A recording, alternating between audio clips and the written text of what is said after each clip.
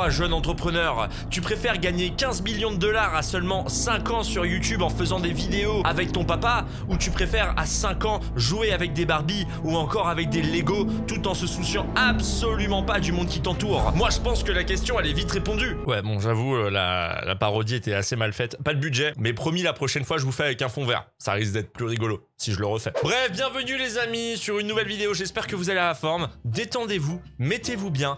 Aujourd'hui, nous allons encore parler des chaînes avec des enfants dedans. J'ai l'impression de faire ça chaque année. C'est ma petite Madeleine de Proust. Mais il faut savoir que je suis tombé sur un article de Forbes qui parle bien entendu des stars de YouTube les mieux payées en 2019. Faut savoir que Forbes le fait chaque année, ça nous permet un petit peu de savoir combien les YouTubeurs se font de pognon. Mais là, on est quand même tombé sur des chaînes assez incroyables. Alors on va faire le tour très rapidement, ne vous inquiétez pas, pour qu'on puisse arriver directement sur le sujet de cette vidéo. Par contre, il faut savoir que le site tient compte des revenus avant impôt tirés des publicités, du contenu sponsorisé, des ventes de produits dérivés, des tournées et plus encore. Donc faut savoir qu'il faut prendre cet article bien entendu avec des pincettes. C'est pas bien entendu pas l'argent exact qu'ils gagnent, surtout que là c'est avant les impositions, c'est pas combien les impôts vont prendre sur ces chaînes, mais ça nous permet un petit peu de nous rendre compte quand même de la tunasse que ces youtubeurs se font. Donc là on a Vanos Gaming 11 millions de dollars, donc on commence quand même plutôt bien, hein. 10e place 11,5 millions de dollars, c'est plutôt pas mal. 12 millions de dollars d'Anne TVM, Markiplier et PewDiePie. Alors j'ai été assez surpris de voir que Markiplier et PewDiePie gagnaient plus ou moins la même somme, 13 millions de dollars, ce qui est quand même beaucoup. Moi je pensais que PewDiePie gagnait beaucoup plus, parce qu'il faut savoir que oui en effet PewDiePie fait ses vidéos, qu'en nombre de vues il va plus être aux alentours de 2 à 5 millions de vues, mais il a également pas mal de merch, et je me suis dit tiens avec le merch il allait forcément gagner plus, pas forcément. Bon Preston après moi personnellement je ne connais pas, youtubeur Fortnite, Call of, bref. Jeffree Star, alors ça c'est une communauté qui est sur bien entendu les tutos de maquillage, j'y connais rien du tout. Là nous avons le plus intéressant, Anastasia Radzinskaya, la petite fille âgée de 5 ans, est devenue l'une des youtubeuses les plus rentables en un temps record grâce à des vidéos dans non moins de 7 langues postées sur ses différentes chaînes. Elle fait aussi le bonheur des marques comme Legoland et Danone qui ont conclu des partenariats à 6 chiffres pour collaborer avec elle. Donc vous vous rendez compte que la fille aujourd'hui a 5 ans cette année-là, donc enfin l'année 2019, donc là on est plus sur elle a plutôt 6 ans, mais est-ce que vous vous rendez compte que déjà en un an elle a généré 18 millions de dollars, assez insane. Bon après vous avez Dude Perfect et bien entendu le fameux, celui qu'on connaît tous, Ryan Kadji, 26 millions de dollars. Alors Ryan Kadji c'est une chaîne pour enfants, hein. Il a aujourd'hui 8 ans, mais il a commencé dès l'âge de 3 ans en ouvrant des jouets devant une caméra. Depuis il a grandi, il fait des expériences scientifiques, a lancé une collection de plus de 100 jouets, une ligne de vêtements, une émission sur Nickelodeon, a même signé un contrat avec Hulu. Alors Hulu je crois c'est du côté de Walt Disney. Ouais. Alors il faut savoir qu'aujourd'hui on va principalement parler d'Anastasia Radzinskaya parce que je vais pas vous parler des 2 chaînes pour enfants étant donné que sinon la vidéo risque de durer beaucoup trop longtemps et c'est pas le but. Voilà, c'est pas du tout mon but. Mais ce que je vais faire dans l'espace commentaire, je vais vous faire participer. Vous allez voir directement 2 commentaires de la part d'un certain Sir Gibbsy, alors c'est moi, avec écrit dessus oui ou non, ce qui veut dire que oui, vous voulez une seconde vidéo où cette fois-ci je vous parle de Ryan Kadji, ou non, je ne veux pas que tu fasses un 2e épisode et va bien me faire foutre au passage avec un magnifique doigt. Ce qui compte c'est de liker oui ou non, vous likez si vous avez envie d'avoir une seconde vidéo ou non si vous ne voulez pas l'avoir. Ça évite de spammer n'importe comment etc, sachant que je vais vous demander votre avis en fin de vidéo, mais n'hésitez pas, voilà, participez, vous mettez un like sur oui ou un like sur non. Disons que concernant Ryan Kadji, j'ai très rapidement recherché, il y a des choses à dire. Donc du coup, je vais aujourd'hui vous parler de la chaîne de Like Nastia qui compte aujourd'hui 59 millions d'abonnés. Combien? Elle se place du coup, là vous pouvez voir ici, donc ça a été fait le 19 août 2020, donc ça a été fait un jour avant que je tourne cette vidéo. Elle se place en 10e position. Attention, il faut savoir que c'est juste sur sa chaîne principale, parce qu'il faut savoir qu'elle a 10 chaînes différentes. Je vous en parlerai un petit peu après. Et du coup, j'ai pu aller sur son Instagram et au total dans la bio, il est indiqué 155 millions d'abonnés. C'est-à-dire qu'en gros, sur toutes les chaînes cumulées, dans tous les pays, elle cumule 155 millions d'abonnés. Elle se place du coup en première dans le rang du nombre d'abonnés YouTube devant T-Series. Est-ce que vous vous rendez compte? Voilà, je voulais vraiment le dire parce que bien souvent, on va prendre juste une seule chaîne, on va se dire non, c'est bon, mais faut pas oublier qu'il y a plein de chaînes à côté. Et du coup, la question que je me suis également posée, c'est quand est-ce que cette chaîne-là a commencé, hein? Quand est-ce que cette fille-là, qui aujourd'hui a 6 ans, a commencé? Il faut savoir que la première vidéo date d'il y a 3 ans. C'est-à-dire qu'en gros, le moment où sa vidéo a été faite, elle avait 3 ans. O kata iPhone? Noi. Сейчас мы будем кормить рыб прямо из бутылочки. Вот здесь. Bon, la première vidéo est un vlog où d'ailleurs les parents parlent, mais également la petite fille. Alors je préfère vous faire cette précision pour plus tard, hein. J'ai vu 2-3 petites vidéos histoire de me préparer pour celle-ci. Tout simplement, elle va donner à manger aux poissons, elle va aller sur des dos d'éléphants, elle va regarder les tigres, elle va tirer à la carabine. Oui. Je vous montre en même temps, hein, cette petite fille apprend avec ses parents à tirer à la carabine. Bon, moi j'ai envie de te dire, à 3 ans c'est un peu jeune, mais on sait jamais. Il y a des enfants qui sont précoces et qui sont peut-être prêts pour tirer à la carabine dès leur plus jeune âge. Tout va bien. Tout va bien, mais franchement j'ai pas besoin forcément de vous en montrer plus, hein. Je vais pas vous montrer plus de contenu, c'est du contenu pour enfants, hein. Donc très clairement on se fait chier au bout d'un moment, faut le dire. Ce que je ne comprends pas, c'est comment ça peut faire autant de vues. Vraiment, je ne comprends pas comment ça peut faire autant de vues. Je vais vous montrer juste la vidéo la plus populaire, parce que j'aime bien regarder souvent les vidéos les plus populaires. Ça permet un peu de me montrer le pourquoi cette chaîne-là est devenue autant populaire. Donc la vidéo, c'est écrit... Attendez. Nastia et papa marchent endormis dans la ferme ovine. Vidéo pour les enfants. Nastia et papa dorment à la ferme des moutons. Regardons très rapidement ce qu'il en est dans cette vidéo. Comment ça se fait que cette vidéo ait généré 835 millions de vues? Comment c'est possible? Par contre, le ratio like-dislike est sacrément dégueulasse. Bref, regardons.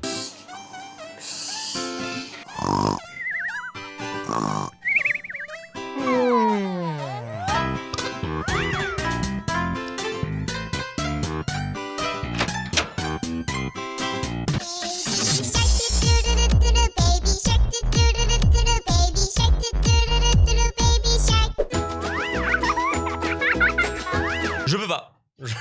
Je peux pas rester plus longtemps sur cette vidéo là. Je pense ne pas être la cible. C'est de la merde. C'est pas pour moi, hein.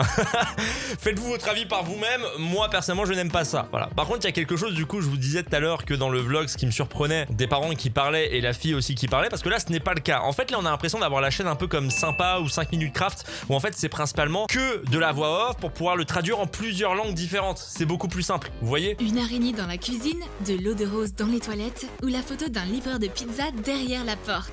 Qu'est-ce que toutes ces choses ont en commun?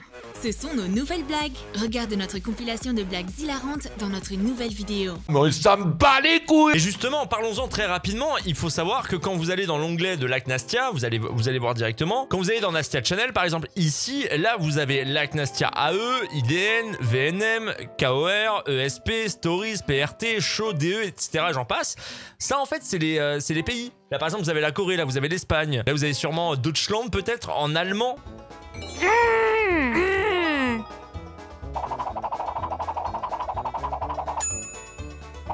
Stopp! Genug! Stopp! Jetzt ist Schluss! Ich kündige einen Wettbewerb an. Oui, bon, en gros, c'est en allemand, quoi. C'est gênant. Alors ça, c'est un avis personnel. Moi, les Allemands, quand ils parlent, j'ai l'impression qu'ils m'insultent. Mais ça, après, je sais pas si vous, c'est pareil. Mais il faut savoir forcément qu'en France, nous n'avons pas été épargnés, puisque Lac Nastia, bien entendu, a vu le jour en France le 23 avril 2020. Et la chaîne, déjà, donc ça fait maintenant environ 4 mois, la chaîne comptabilise déjà plus de 70 millions de vues. C'est-à-dire qu'en gros, nous allons arriver à une chaîne étrangère qui fait son apparition en France et qui a une ascension qui est déjà plus rapide que Swan The Voice ou encore Studio Bubble Tea. C'est pour ça que je veux vous en parler, parce que très clairement c'est quand même giga violent. Comment une chaîne comme ça qui est à la base basée en Russie peut faire autant de vues? Mais par exemple la vidéo la plus vue il y a un mois par exemple, elle a fait 12 millions de vues. On va un petit peu la regarder, on va très rapidement la regarder, ne vous inquiétez pas, histoire que je puisse vous montrer la qualité de la vidéo en français. Une fête de princesse.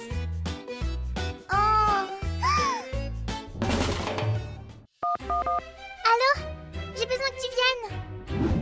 Salut, je suis là.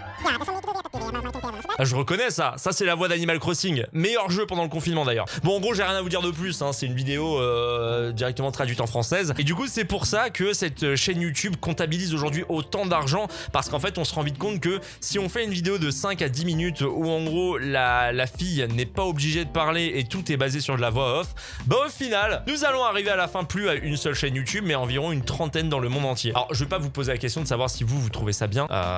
Personnellement, je trouve pas que ce soit une bonne chose. Comptabiliser plus de 150 millions d'abonnés au total pour un enfant de 6 ans aujourd'hui, ça reste quand même chaud. Mais du coup maintenant je vais vous parler, donc la deuxième partie de cette vidéo, c'est de vous parler un petit peu l'idée que moi je m'en fais de tout ça, en essayant de me mettre à la place d'un enfant et ensuite en essayant de me mettre à la place d'un adulte. Enfin en gros c'est pas essayer puisque je suis un adulte, mais mon avis sur la question. De ce que j'ai vu quand on est un enfant, ce genre de vidéo là peut être très intéressant. En tant qu'enfant en fait au final on peut apprécier ce genre de vidéos parce que c'est des vidéos un petit peu con-con où il y a des effets un peu à droite à gauche qui sont faits exprès. Je trouve pas ça forcément dangereux de regarder ce genre de contenu. Par contre là je vais vous donner mon avis en tant qu'adulte. Et il est vrai que les vidéos les plus populaires, même si en effet de temps en temps il y a quand même une petite balade à la plage etc, c'est pas autant axé sur les enfants, les maillots de bain et la piscine. De ce que j'ai vu, attention, faut pas oublier qu'il y a quand même beaucoup de vidéos. Ça n'enlève en rien le fait que moi personnellement je trouve ça dangereux pour l'enfant. J'ai essayé de trouver des articles qui parlent justement de l'enfance star, les enfants stars, parce qu'il faut savoir que ça existe depuis la nuit des temps. J'en ai pas trouvé énormément. Du coup si je fais le deuxième épisode justement sur le numéro 1, Ryan Kadji, là je pourrais essayer peut-être en y réfléchissant de contacter un psychologue pour enfants qui pourrait me donner lui son avis sur la question, sur l'enfance et surtout sur la popularité.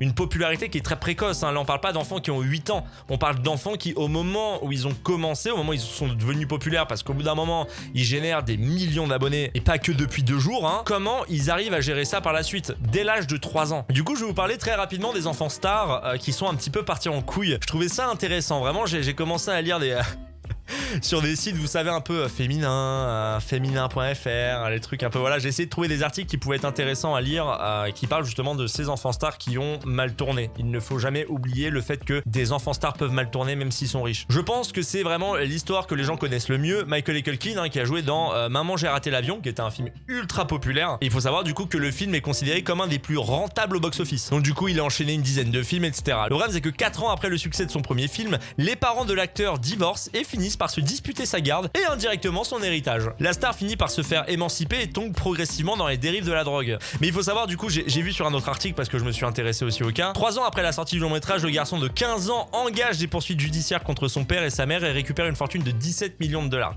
Imagine, t'as 15 ans, t'as déjà des procès, t'engages des poursuites envers tes propres parents et en plus de ça, t'empoches des millions de dollars. Vous imaginez déjà, à cet âge-là, vous devez déjà avoir ce genre de responsabilité-là. Il y a un autre cas que je voulais vous montrer, c'était Jake Lloyd. Jake Lloyd, bien entendu, qui avait joué dans Star Wars épisode 1, La menace fantôme. Malgré le succès du film, l'interprétation du jeune garçon de 9 ans lui vaut quelques problèmes. En effet, les enfants de son école ne cessent de le harceler pour lui demander des autographes. Jake Lloyd est également victime de moqueries à répétition, ses camarades imitant le bruit du sabre laser à son passage. Ainsi, le jeune acteur est contraint de déménager 2 fois. Après avoir tourné dans les films Madison et Die With Me en 2001, il décide finalement de ne plus jamais mettre les pieds sur un plateau de tournage. Vous vous rendez compte le traumatisme du coup qu'il a dû avoir pour plus du tout vouloir tourner quelque part. Dans une interview accordée au Daily Mail en 2012, la star de Star Wars affirmait que le fait de devenir célèbre avait brisé son enfance et sa carrière d'acteur. Est-ce que vous vous rendez compte que les personnes qui sont stars, on va bien souvent dire ouais mais c'est trop bien, ils ont plein de cadeaux.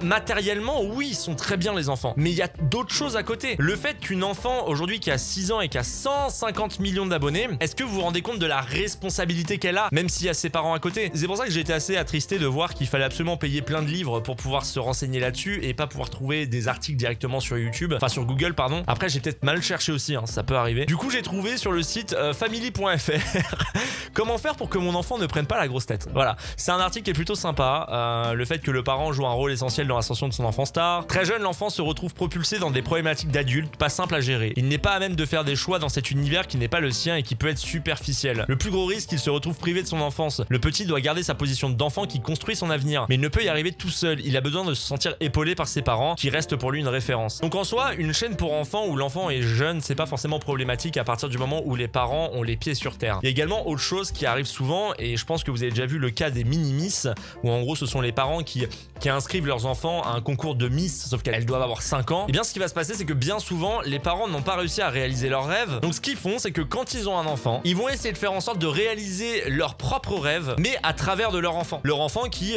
pour le coup, des fois ne veut pas forcément réaliser le rêve de ses parents. Vous voyez, ils ont peut-être, l'enfant n'a peut-être pas la même passion. Et là, c'est réellement problématique. Il faut savoir que les chaînes pour enfants, ils vont en avoir de plus en plus. Alors certes, YouTube a payé une amende de 170 millions de dollars. Je vous mets également une autre vidéo où j'en parle en disant que ça pouvait être plus ou moins la fin des chaînes YouTube pour enfants, mais je ne pense pas. Il y aura toujours moyen de passer à côté et il y aura toujours des chaînes pour enfants qui augmenteront en communauté. YouTube évolue de jour en jour et très rapidement. Moi, je vous montre juste ça parce que j'ai trouvé ça fou de voir qu'aujourd'hui, dans le top 3 des stars qui sont les mieux rémunérées sur YouTube, ce sont des enfants. Avoir également votre avis en essayant de prendre le plus de recul possible. Hein, pas insulter les parents, parents ou autre, mais juste votre avis en tant qu'humain, votre avis par rapport à votre âge, vous, ce que vous en pensez. Moi, je trouve que c'est pas forcément sain pour l'enfant d'être une star. C'est très bien parce que, comme je le redis, au côté matériel, ils sont full stuff, hein, forcément. Il y a des parents qui sont très malsains et il suffit de voir le cas Jordi qui avait fait dur d'être un bébé. En gros, il a dû porter plainte contre son daron. Le cas Michael Culkin qui a quand même porté plainte contre ses parents et qui a récupéré 17 millions de dollars. Donc ça veut dire qu'en gros, il a gagné le procès. Hein. C'est-à-dire qu'il y avait vraiment une envie des parents de récupérer cet héritage qui n'était pas le leur. Faites très attention, même si c'est vos parents, vous pouvez en avoir des toxiques. Hein. Ça arrive absolument partout. Il n'y a pas que les amis, il n'y a pas que les amours qui sont toxiques. La famille, une partie de la famille peut également l'être. En tout cas, j'espère que cette vidéo vous aura plu. Je vous invite à la liker, je vous invite également à la partager, je vous invite à vous abonner. N'hésitez pas avec la petite cloche, hein, vous connaissez de toute façon maintenant, tout le monde le dit. Si vous voulez être informé des futures vidéos, je vous invite à me suivre également sur Discord. N'hésitez pas, le lien est en description. Vous suivez le lien Discord, c'est très facile. Moi, je vous dis à très vite pour une prochaine vidéo. Merci de l'avoir regardé jusqu'au bout. C'était Sir Gibbsy.